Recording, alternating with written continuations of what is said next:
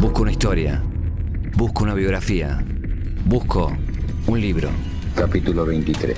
Ha llegado el momento. ¿Cuál de los dos escribe esta página? Lo señala un diálogo breve. Cada pregunta tiene su respuesta. En esos instantes te ayudará el recuerdo de los que escribieron solos, Y solo algún instante de mí podrá sobrevivir en el otro. que no corresponden tanto a lo que verdaderamente soy. Ya no somos los mismos. Todas las cosas quieren perseverar en su ser. Las cosas tienen vida propia. ¿Y cómo sabe usted de qué color veo yo las cosas? Hay un ojo de fuego sentado en mi mesa. Y me basta cerrar los ojos para deshacerlo todo y recomenzar. Pero esas páginas no me pueden salvar. Solo el arte de los otros artistas te salvan esos momentos. El arte debe ser como ese espejo que nos revela nuestra propia cara. La máquina de escribir voces. Capítulo 1. El tipo está loco. Nos hace creer que está cuerdo. Se hace pasar por normal. Se viste como cualquiera. Uno piensa que es sensato, pero no. Solo lo hace para que lo tomen en serio. Pero él está loco. Su verdadero nombre es Lalo Marulo Mirlo, aunque se hace llamar Lalo Mir. De su cabeza salen las ideas más disparatadas. Crea su propio lenguaje. Habla como un desquiciado. Inventa mundos que solo un demente puede imaginar. El día que se den cuenta, van a encerrarlo en un loquero. Y seguro que algunos van a decir: pobre Lalo, de tan distinto que era, se volvió loco. Título: Lalo Mir, Animal de Radio. Lalo, sos un tipo distinto. Para todo el mundo sos distinto. Yo quiero saber si vos te consideras un distinto. ¿En qué sentido me lo dices? En el sentido profesional, digamos. No, yo no me considero tan distinto. Yo me veo re normal.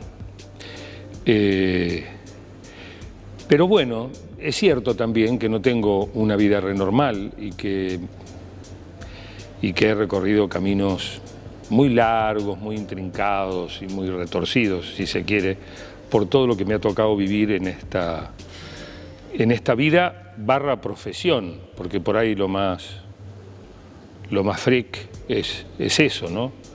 Es lo que tiene que ver con lo profesional y con la radio y con alguna otra cosa que he hecho con este oficio. Porque en la vida de todos los días, por ahí no, en lo doméstico, en lo familiar, no sé si soy tan distinto. Pero bueno, uno está acostumbrado a uno, entonces no te das mucha cuenta. En realidad no hago comparación. Sos un tipo que viene de San Pedro y sigue en San Pedro. O sea... Sí, nunca me fui de San Pedro. Y estoy en San Pedro todo el tiempo. Estoy de hecho y estoy con la mente también, ¿no? Porque siguen pasando cosas que tienen que ver con mi vida mucho en San Pedro, porque paso muchos fines de semana y paso muchos días en el año en San Pedro y porque mi estado por ahí más natural es San Pedro que Buenos Aires. Buenos Aires, nada, soy de acá también, pero allá soy más de allá que de acá, digamos. Entonces cuando estoy con la locureta, la chiripioca o los fusibles medio calentitos, tengo que ir a San Pedro. ¿Y qué tenés de un sanpedrino? Porque sos un tipo que después vivió en Buenos Aires, que tiene mundo, que viajó por muchos lados. ¿Qué conservás todavía de amigos que ves ahora de tu edad y estos de San Pedro? El idioma, ¿no? Ite como es, que es una de las expresiones más usadas en San Pedro, ite como es, que parece guaraní y no, es viste como es, pero se hizo ite como es o toquir. Tengo algo que es argentino, pero también es muy sanpedrino, que es el de tenerme yo siempre dejo tareas por ahí para un sábado a la mañana, o me gusta quedarme los días de semana cuando me quedo a la mañana, que está la actividad del pueblo normal, digamos. Entonces ir a pagar cuenta, hacer la cola en Pago Fácil, que es en el centro de comercio, donde me cruzo con amigas de mi mamá, qué sé yo, gente que no veo, que no me acuerdo quiénes son. En esas salidas, por ejemplo, salgo de casa en bicicleta y son 20 cuadras y paro 5 veces y tardo 1 hora y media. Porque es así, con cada uno que te encontrás, empezás a charlar y una cosa lleva a la otra, y el chusmerío, ¿no?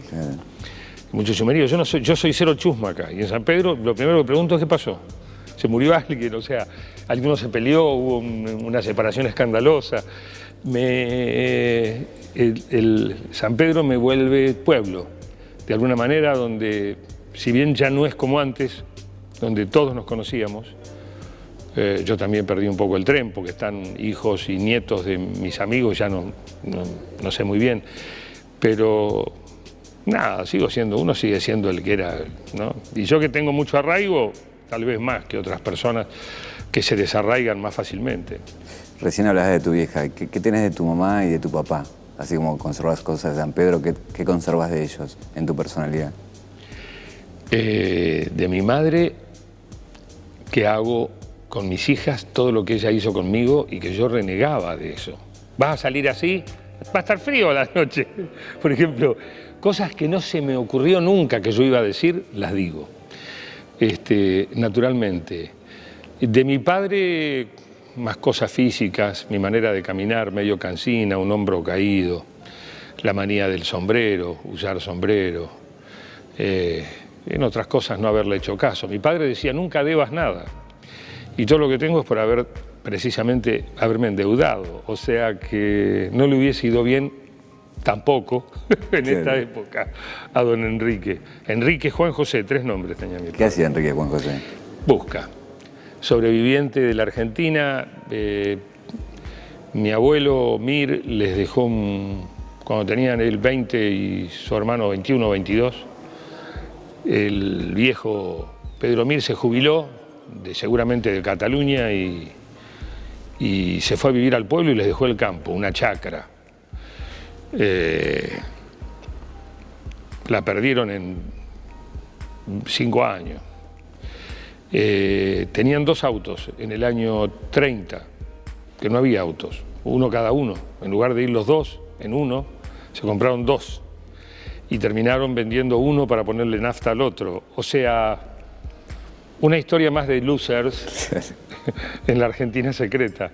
Y después fue cantinero, mucho la concesión de la cantina del club de pelota, del centro de comercio. Tuvo una parrilla en una época y después ya decayó más y fue taxista en un pueblo donde los taxis trabajan un rato a la mañana, un rato a la tarde, se la pasan hablando al pedo en la plaza, porque hay una parada en la plaza única con un teléfono. Y eso, pero murió cuando yo tenía 19 años, o sea que hace mucho, pasó mucho tiempo. ¿Y qué onda con eso? ¿Lo extrañaste en su primer momento o siempre lo extrañas? No, está, pero es el primero que se fue. Yo soy huérfano en ese sentido, soy el último de una familia, pero soy el más joven, tiene sentido también. Primero murió mi padre, después murió mi hermano, después murió mi madre y yo soy el último. Y uno se termina acostumbrando, es como que están siempre todos y no están. Mi viejo es el que menos está porque fue el primero en irse y yo era más chico, pero siempre están. Mi hermano, por ejemplo, como si estuviera directamente. Fue el golpe más fuerte. ¿Cuánto tenías ahí cuando murió tu hermano? Y yo tenía 30 y mi hermano murió a los 43, yo tenía 38. Me llevaba 5. Fue un golpe fuerte, muy fuerte. El de mi mamá ya era grande, era más esperable. Y el de mi viejo fue fuerte también. Si bien era una persona que tenía ciertas debilidades, ¿no? Su salud no era... Tenía muchos problemas de salud. Es una persona que siempre tuvo problemas de salud, la presión, muchas cosas. Y su corazón estaba débil y a raíz de una operación boluda, si se quiere, sabíamos que se podía quedar, pero había que hacerla. Pero están ahí, están siempre. Es como si estuvieran. ¿Y tu hermano era muy presente en tu vida? Mi hermano yo lo conocí cuando ya éramos grandes. En realidad hicimos, cuando él ya había terminado, ponele que yo tenía 15 o 16 y él tenía entonces 20 o 21, me invitó a Punta del Este, nos fuimos los dos. Nosotros nunca nos vimos porque teníamos 5 años de diferencia. Cuando él empezó la escuela, yo era chico, no me acuerdo, y él estaba en la escuela. Cuando yo entré a la primaria, que era a la mañana, él entró a la secundaria, que era a la tarde. Era como siempre así. Entonces nos veíamos, él tenía un grupo de amigos más grandes y un grupo de amigos más chicos. Entonces nos veíamos por ahí a la hora de comer. Y cuando yo entré a la secundaria, él se fue, porque había terminado la secundaria, 5 años de diferencia, a estudiar a San Nicolás el profesorado de lenguas. Entonces ahí ya no nos vimos. Nos vimos en ese viaje a Punta del Este, donde hubo como una especie de recuperación de hermandad, de rescate de tiempo perdido. Y después él se fue a Europa, y después se fue a Estados Unidos. Tuvo 5 o 6 años sin volver, y nos volvimos a ver en un viaje donde él volvió y me dijo, se copan en ir a encontrarnos en Europa, que yo cuánto, y me paga mi primer viaje a Europa, que yo salgo de Argentina en el año 78, 77, 78. Y estoy 2 meses con él, viajando. Y de ahí no nos separamos más, hasta que murió. Entonces él vivía en Washington, yo vivía acá, yo me iba y me quedaba un mes, él venía y se quedaba un mes. Las vacaciones las hacíamos, en general, coincidíamos en alguna parte. Hicimos muchos viajes juntos. Y los últimos años él ya trabajaba medio tiempo. Había logrado un par, trabajaba 3 meses con un trabajo y 2 meses con otro, y tenía como 7 meses libres, que los pasaba en Buenos Aires. Y terminamos comprándonos 2 departamentos en un mismo edificio, separados por pisos.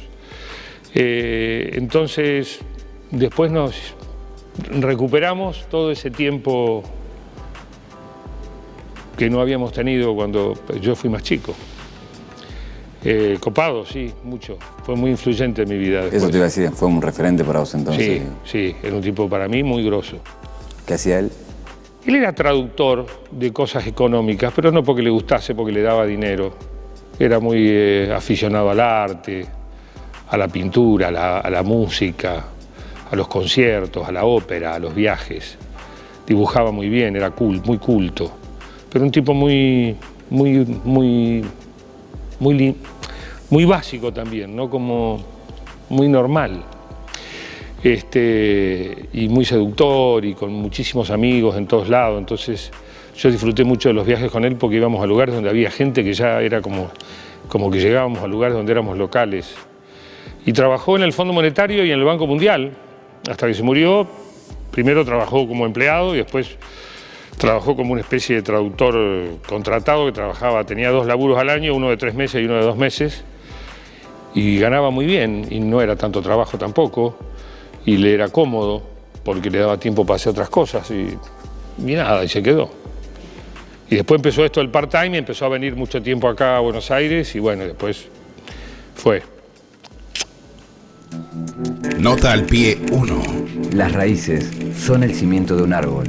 Uno puede ver el origen, el suelo de donde nace, pero jamás nadie puede predecir hasta dónde puede crecer. En San Pedro vimos ese suelo. Ahora veremos hasta dónde puede crecer ese árbol. Lalo Mir, en la máquina de escribir voces. ¿Recordás el momento en que vos dijiste, quiero hacer radio?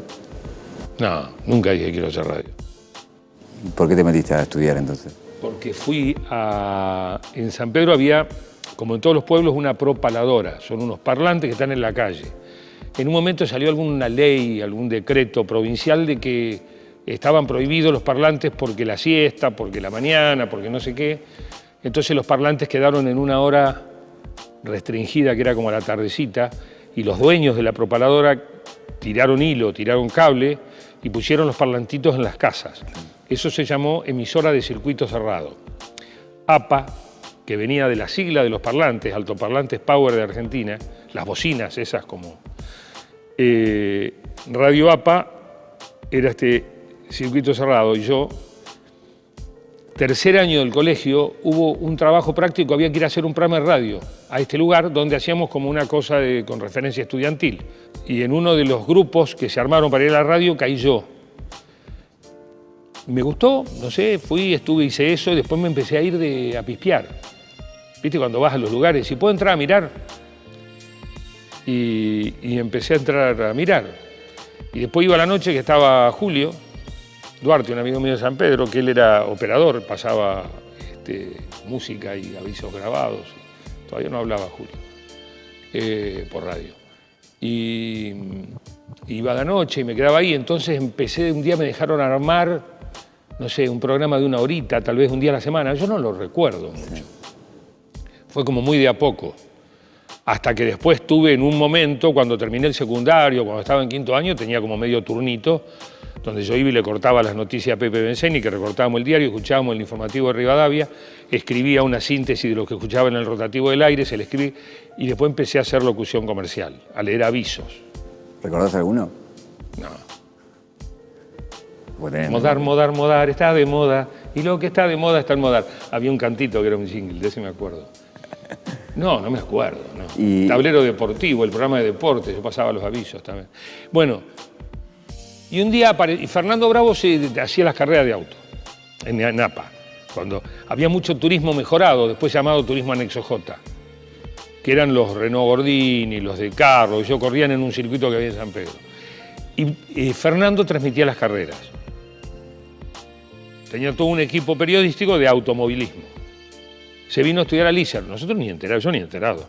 Se recibe, da un concurso, un casting, como se dice ahora, antes era FIA concurso, y lo toma Nelly Raymond, que era una productora muy famosa en la televisión de la época, para hacer un programa que estaba, creo que conducía Cacho Fontana, y los 4 locutores como exteriores eran Leonardo Simons, Julio Lagos, Fernando Bravo, Héctor Larrea conducía, y el otro Norberto Longo, tal vez creo que era. Y hacían prendas, era un programa de juegos y prendas, una premonición de la televisión de hoy. Y al poco tiempo apareció Fernando con un Peugeot 0 kilómetro color salmón. Y eso fue. No es quiero hacer radio, quiero tener un Peugeot color salmón tal vez, o color zanahoria, que es la zanahoria, ¿no? Entonces, un poco la idea de él puede, él pudo, nosotros podemos, dijimos, vamos a dar examen al ISER, 3. No, 2. La Negra Montes creo que no fue la primera vez, fue Carlitos Naón y yo. Carlito entró y yo no entré. Yo entré al 3er año con Estela Montes, que es locutora, hoy gran locutora la Negrita Montes. Señora, hoy. Yo la cruzaba abajo del brazo la avenida Paseo Colón porque no había semáforo. Íbamos al Otto Krause el primer año del ISER. Y me recibí de locutor 2 años después. ¿Vos viajabas todos Yo el primer año viajé todos los días en tren, con Estela viajábamos. Y el segundo año nos vinimos a vivir en pensión. O sea, la relación con el tren tuya fue... Yo estaba 7 horas por día arriba de un tren, claro, o más, porque a veces los trenes tenían problemas. Lo cual me dio un alto conocimiento de toda la materia ferroviaria, que hay cosas que siguen funcionando igual, ¿no? De la jerga ferroviaria. Manejé locomotoras, por ejemplo. Y claro, uno viajando todos los días, 3 horas y media, conoces a todo el mundo arriba del tren. Los guardas tienen un organigrama, entonces vos sabés qué día te toca qué guarda, porque había que ser amigo de todo el mundo para que salga más barato y todo eso. Y los guardas te llevan a conocer a los inspectores y a los maquinistas y después te los encontrás en retiro. Puedo ir en la locomotora, dale, querés manejar. O sea, en realidad yo manejé locomotora porque un día que estaba enfermo y no fui, la dejaron manejar a Estela. Y me dijo, Estela Monte, manejé la locomotora. Me dio una envidia, un odio. Claro, yo también. Yo también quiero. Y ahí me hicieron toda la pasada, la primera frenada en Villa Ballester, y la gente salió toda así volando para adelante. Es muy difícil hasta que te acostumbras a frenar con esos frenos de aire, con palancas y relojes que miden cosas. ¿Y tenías noviecita, algo que habías dejado ya ahí o todavía no? Sí, no, en la época que me vine a Buenos Aires, cuando me vine a Buenos Aires empecé a salir con quien después fue mi primera mujer, que es Adela, que fuimos compañeros del secundario, y éramos vecinos, vivíamos a 1,5 cuadras en el pueblo, o sea, nos conocíamos de pequeños, de toda la vida. Y allá en Buenos Aires la soledad nos amuchó. Así que parte de toda esa locureta de de Buenos Aires, el segundo año que me vine, particularmente, vivía en una pensión en Callao y enfrente de la academia, donde estaban los billares, frente a donde está hoy el Bauen. ¿Una pensión habitable o era...? Era una pensión de varones y en el tercero había una de mujeres. Nosotros estábamos en el quinto. Hasta que un día descubrimos que las mujeres trabajaban casi todas en el 15 Caras Bonitas 15. Fue una muy buena época.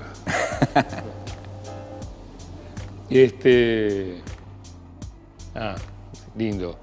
Y bueno, y me recibí de locutor, trabajando en empresas constructoras. Ya como locutor, ¿cuál fue tu primer laburo pago?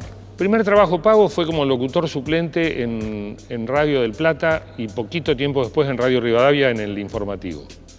Hacía los turnos del fin de semana y cubría enfermedades y vacaciones. Y eso me frustró porque no hacías nada.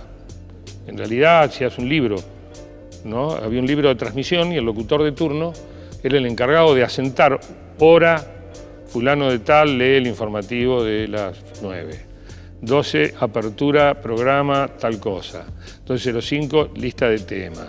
Comentario del periodista, no, y vos trabajo administrativo. Vos que venías de copiar el informativo de Rivadavia, cuando llegas a trabajar ahí, ¿ya decís, llegué o estoy en las grandes ligas o no?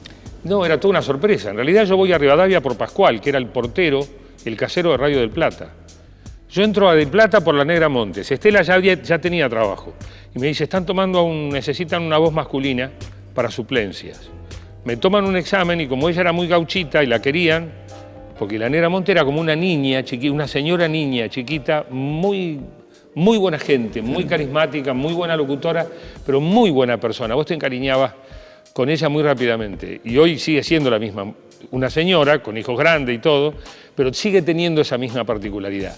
Campechana, sencilla, entradora, simple, simpática, muy buena imitadora de voces de mujeres.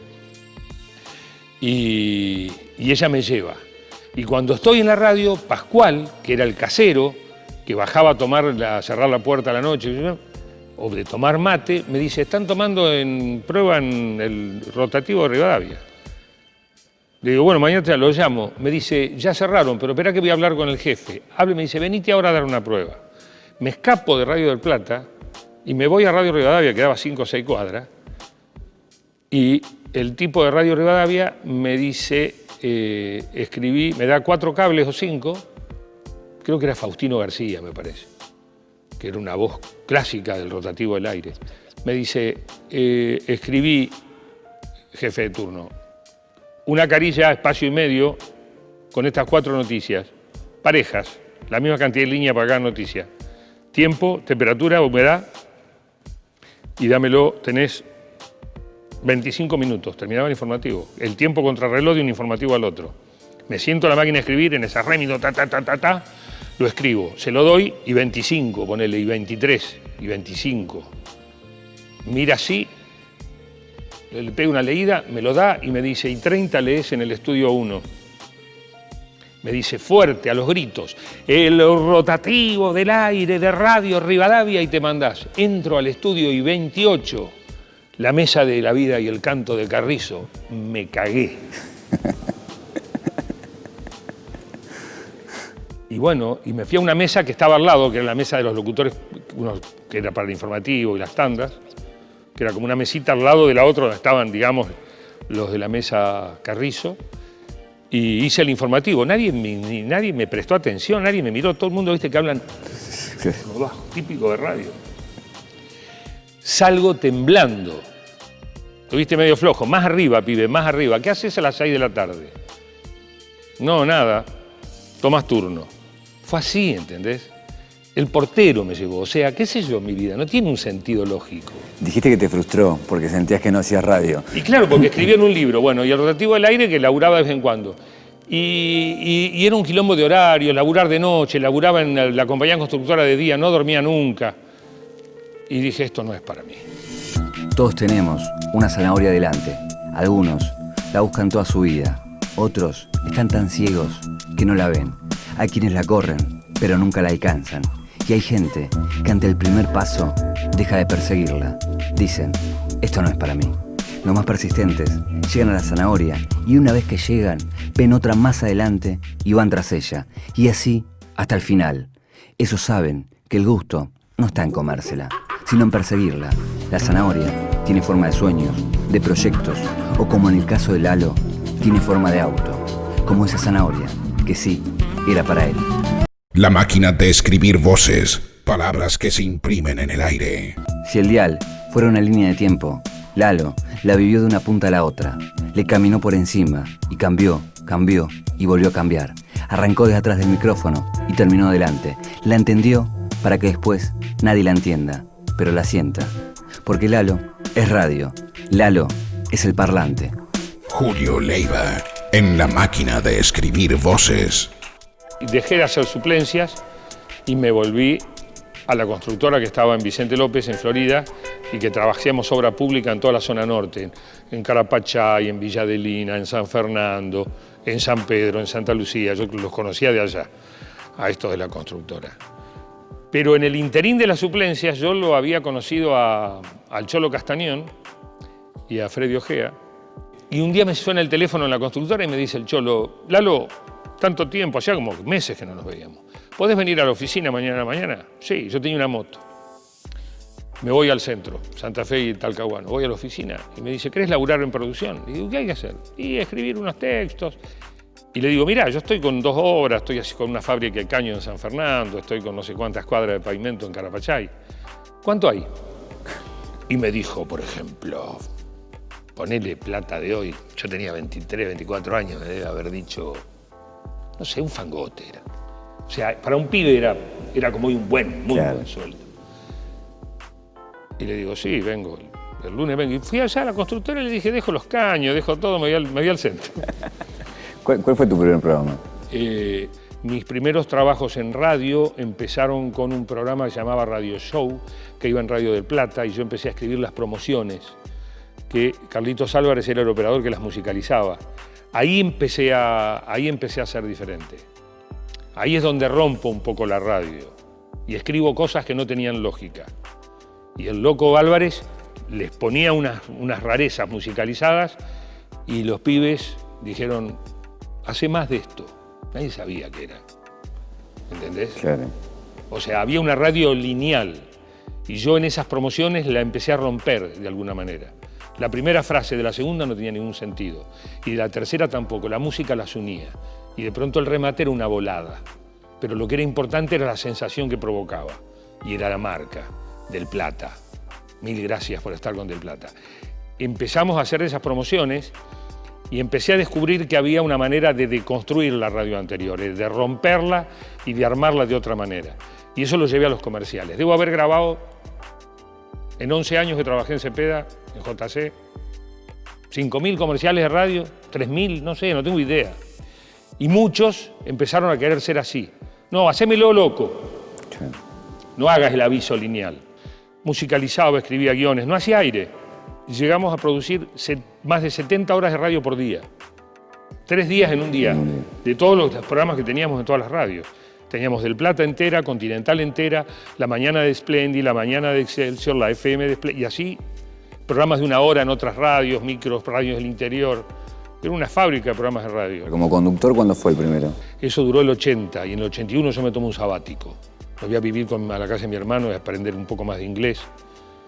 Y me voy a recorrer América, me fui a La Puna, después me fui a Perú, me fui a Machu Picchu, después me fui a México, fui a Estados Unidos, después volví por Brasil. Tuve todo el año dando vueltas. Volví en diciembre. Y cuando empiezo a trabajar en el 82 de nuevo en la agencia, me guardaron el puesto, por decirlo de alguna manera, en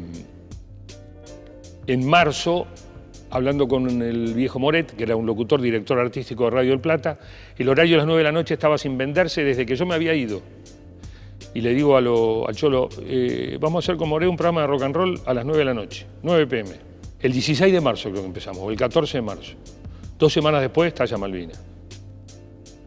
Y 9 p.m. se convirtió en un programa de culto.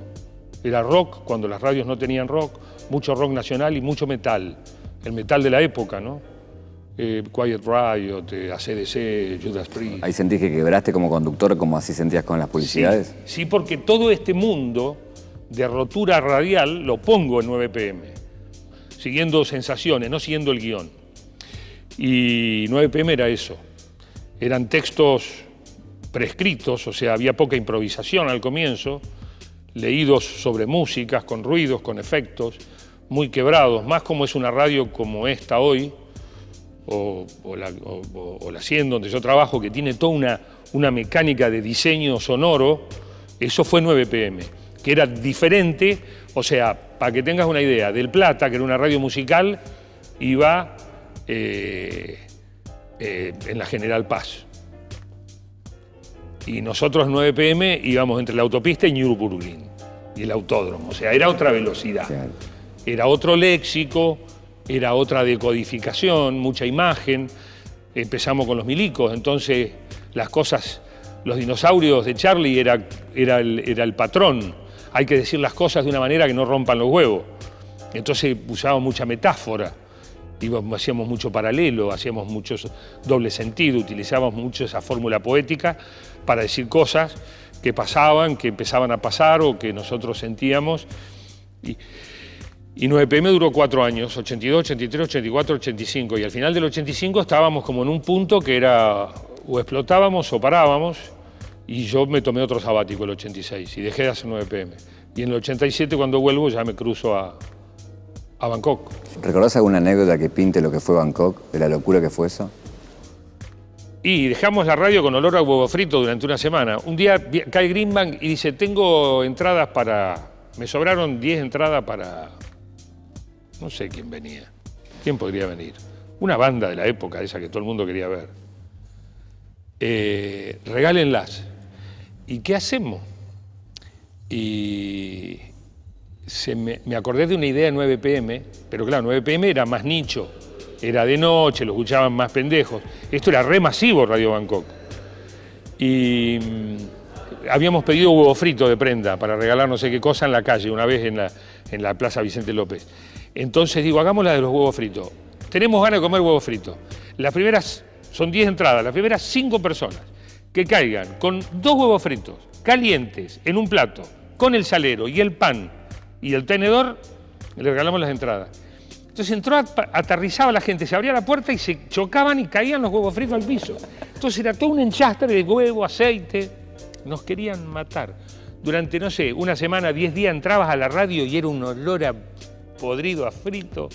En esa época también entras más en vinculación, si bien de antes, pero ya los 80, Primavera Democrática, con muchos rockeros.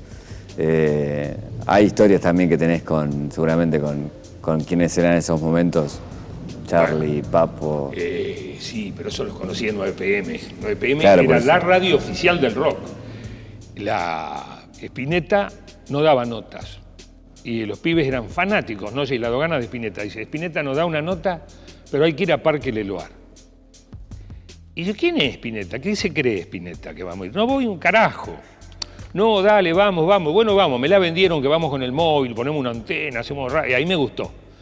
Entonces, una lluvia descarada cayendo sobre Buenos Aires, en una F100 carrozada amarilla que decía Radio del Plata, con UHF y VHF se transmitía. Hacías enlace con técnica te mandaba a un rack y de ahí aparecías en la consola. O sea, era una rareza.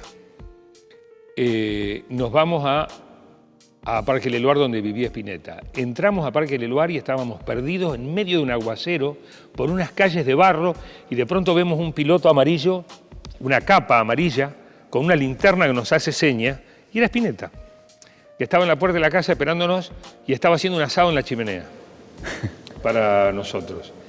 Y nada, y ahí lo conocí al flaco y después nos quedó un lindo rito. En realidad él empezó el rito. Creo que estábamos en el tango en Piano Bar o en tango en alguno de esos de Charlie. Llego al Luna en el mismo momento que entra el flaco.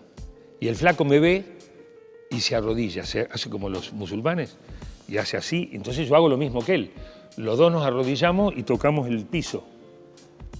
Y la gente nos miraba y lo seguimos haciendo. Cada vez que nos veíamos, en Chile, en cualquier lado nos encontrábamos, la ceremonia de los musulmanes en el piso, que después lo seguía haciendo con el Gordo Nieto, porque el Gordo Nieto lo vio cuando lo hacíamos con Spinetta.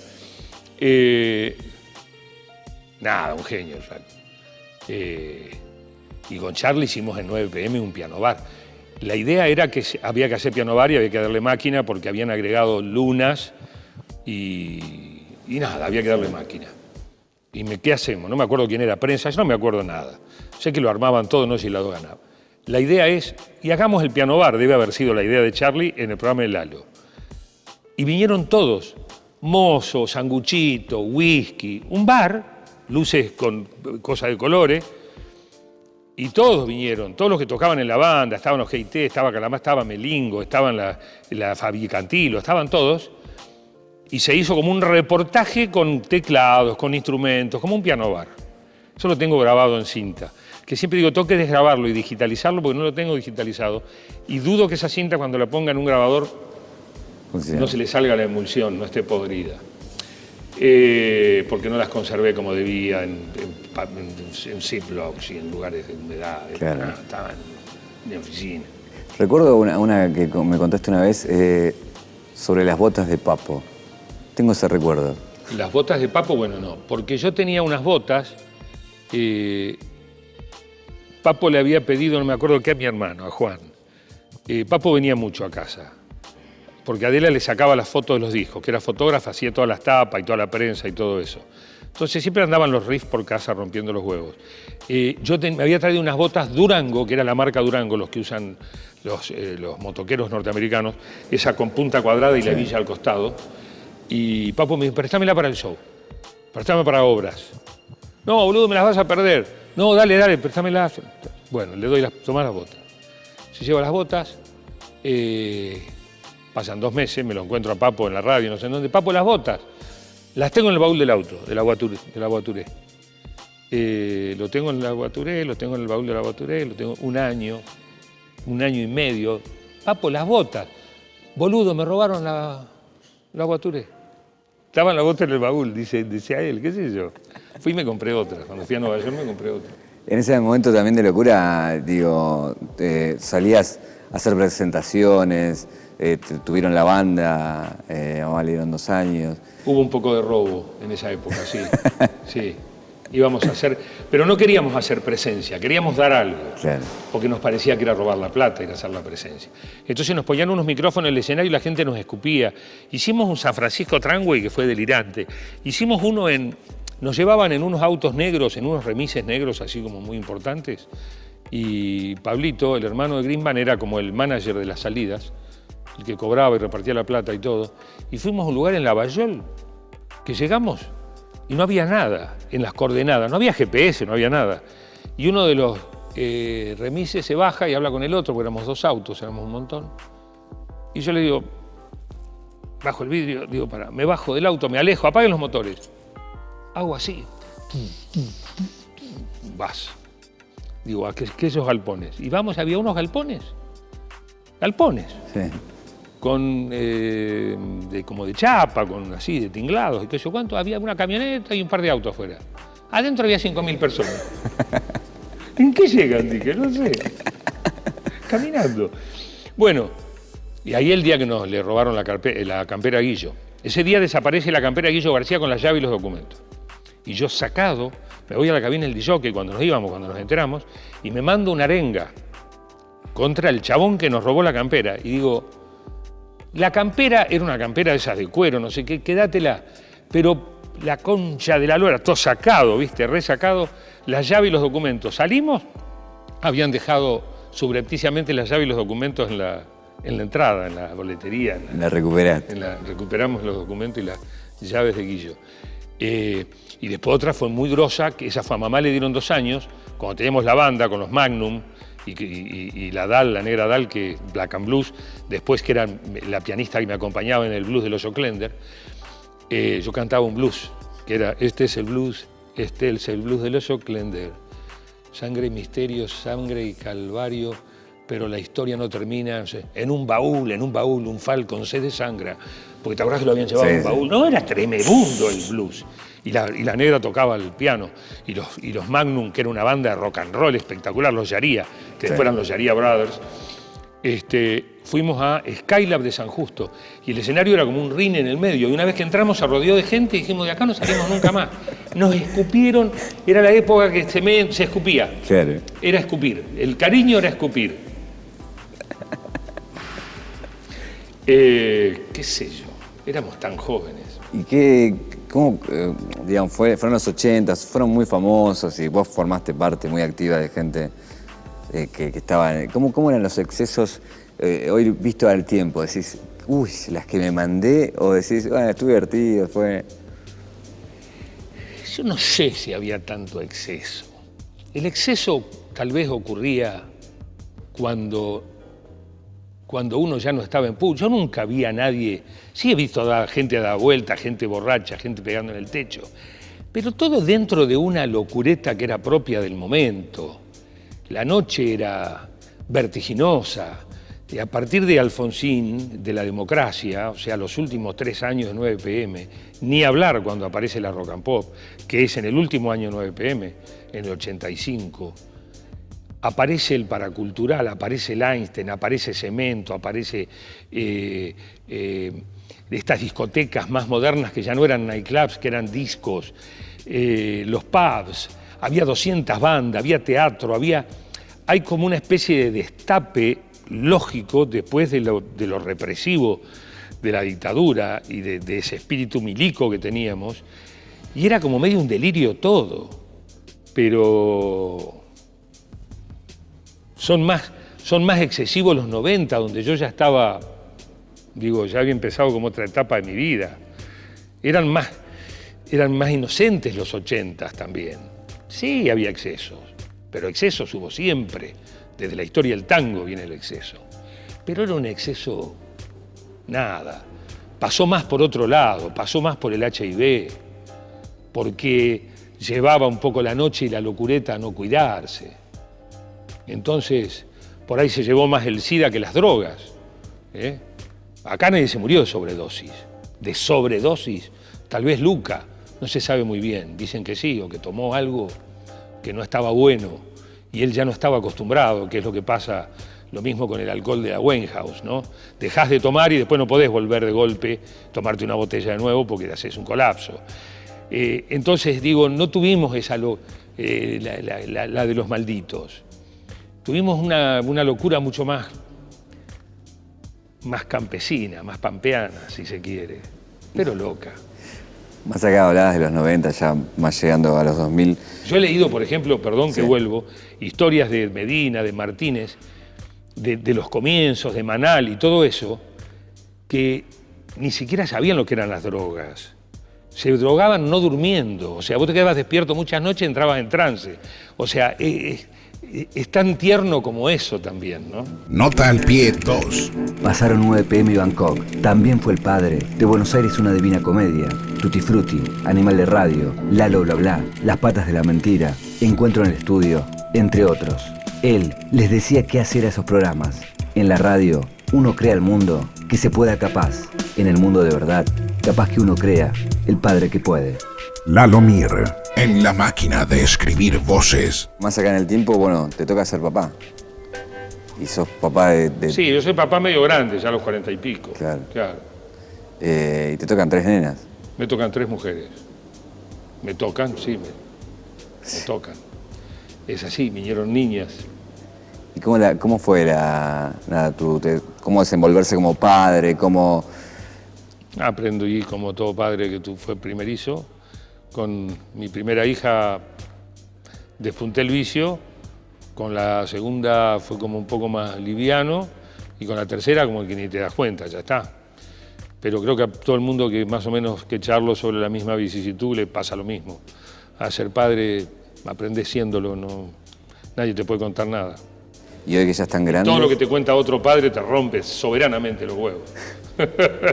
y hoy que son grandes, que ya son adolescentes, ya más grandes también. Es una mezcla de cosas, es muy emocionante, es la parte sensible, es la parte que te deja con nudos en la garganta, a esta edad uno pierde ya un poco la capacidad de asombro y las hijas tienen eso, ¿no? Son las cosquillas en la panza, cuando pasa algo en la escuela, cuando se reciben, cuando vienen con un novio, qué sé yo.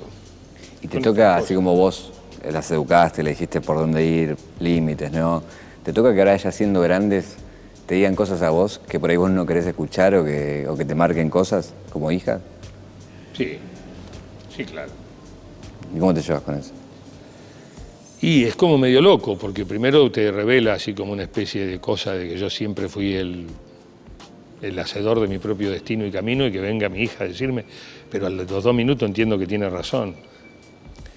En un cumpleaños, me acuerdo, de Carlitos, un amigo en San Pedro, fui con María y con Clara, y salí entonado, y encaré para el auto, y me dicen, no, papi, vos no vas a manejar, vamos caminando. Había que subir una escalera a la barranca en San Pedro y caminar hasta casa como 7, 8 cuadras.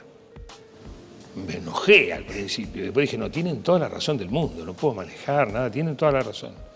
Y me acosté a dormir y después fui a buscar el auto al otro día, no me acuerdo, o sea, y después de una vez de eso ya patinás la otra menos y después ya cuando estoy con, digamos, es como que cambiás tu hábito y no me pasa más, no me paso a ese punto de que ando medio boleado, tomo un poco y después ya digo, no tomo más, dame una Coca-Cola, qué sé yo, lo normal, digo, es decir, te volvés light.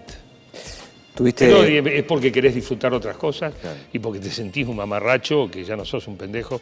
Además no puedo, nada, si hiciera la vida y bebiera como cuando salíamos en los 80, al otro día yo no voy a laburar, claro, no. Pero claro, otra edad, otro hígado. ¿Qué privilegio te dio este laburo? Y el privilegio de una buena vida, digamos, con un buen pasar, el privilegio de los viajes, ¿no? De los viajes que a uno le llueven. Tuvo épocas donde yo viajaba y las millas que tenían los aviones de premio, ¿entendés? Todavía no las gasté, todavía tengo, ¿entendés? Porque por la profesión, por los conciertos, por una nota, por un reportaje, por un laburo, por una conferencia, por nada, viajar. Y después mis sabáticos, que me tomé 3, que me los gasté viajando, digamos. Ahorrar para viajar es otro de los privilegios. Y el de tener el privilegio más grande de todo, laburar de algo que no es un laburo, que es como un chiste, ¿no? Es como, me parece que el laburo nuestro en los medios, en la radio específicamente, no sé si la tele es tan feliz, ¿no? El mundo moderno de la mass media bajo la presión del rating no me parece feliz. La radio conserva la cosa artesanal y la desaprensión, no la presión, con esas cuestiones que se van perdiendo, ¿no? Es como jugar al fútbol, es como trabajar de algo que te divierte y lo están cagando porque le meten una presión, lo vuelven una industria y el jugador ya termina siendo un número. Entonces, o correr en autos, ¿no? O en esquíes, qué sé yo. Digamos, laburar de algo y ganar plata con algo que lo harías de todas maneras, aunque no te pagaran. Ese es el mayor privilegio. ¿Cuántos de la sociedad, creo que esto ya lo hemos hablado varias veces nosotros, Julio, de 100, ¿cuántos hacen lo que les gusta? ¿Cuántos viven de lo que les gusta? 5, sí, tal vez. 5, tal vez, 4. Los otros 95 la ayudan para llevar el morfi a la casa, para pagar la obra social, para salir de una enfermedad, para llegar a la cuota. No es tan grato todo. El privilegio para mí es ese. Siempre haber encontrado esto, algo que me gustaba y poder vivir de esto. Conociéndote siempre estaba en tu cabeza eso de largo toda la mierda, me voy a San Pedro y hago radio desde ahí. Si en algún momento lo haces, digo, ¿qué sentís que dejás en la radio? ¿Qué sentiste que dejaste? Es una fantasía, sí, tal vez en Lechihuanas, en las islas, montar un algo, transmitir desde ningún lado también, ser la radio que camina. Hoy es muy fácil, hoy con muy poco, con una valija, una pequeña maleta y una satelital o un lugar donde me dejen enchufarme a una línea de teléfono o a una antena celular, te hago cualquier cosa. Ya lo hice, transmití desde miles de lugares, con una valija.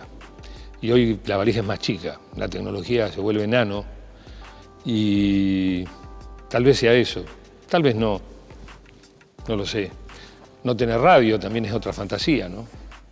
O sea, ser una entidad sin radio, que también es posible hoy. No tener que tener todo esto, tener una valija. Y el que me quiere escuchar, me escucha. Hay tecnología para hacerlo. Y te preguntaba después, ¿qué sentís que dejaste para las generaciones que siguieron, los que vienen después? No sé, habrá quien lo diga, quien lo analice. Rompí un poco lo que estaba hecho, lo di vuelta, no inventé nada, toqué de otra manera, pero eso pasa cada tanto tiempo que alguien agarra el piano y lo da vuelta y en lugar de tocar con los dedos, toca con el culo, qué sé yo, no sé, no lo sé. Jugué mucho, o sea, me divertí. Creo que ese fue eso, por ahí dejé eso, que esto se puede hacer de una manera mucho menos trascendente, para que sea más trascendente. No creérsela. El que se la cree está puesto, es un payaso. Estamos llenos, ¿no? Uno mira la tele y cuando sale el chabón con el traje y el título y la tarjeta y escucho lo que dice, digo, qué payaso, qué payaso. Los hombres más serios de este planeta son los payasos verdaderos y trabajan de payaso. Los pianos son todos iguales. Tienen 88 teclas, 36 negras y 32 blancas. Las mismas notas, una cola, una caja de resonancia, las cuerdas, los pedales. ¿Qué hace que un piano suene distinto a otros? ¿Quién lo toca? Ese es Lalomir, alguien que con el mismo piano toca distinto. La máquina de escribir voces. Impreso en Vorterix.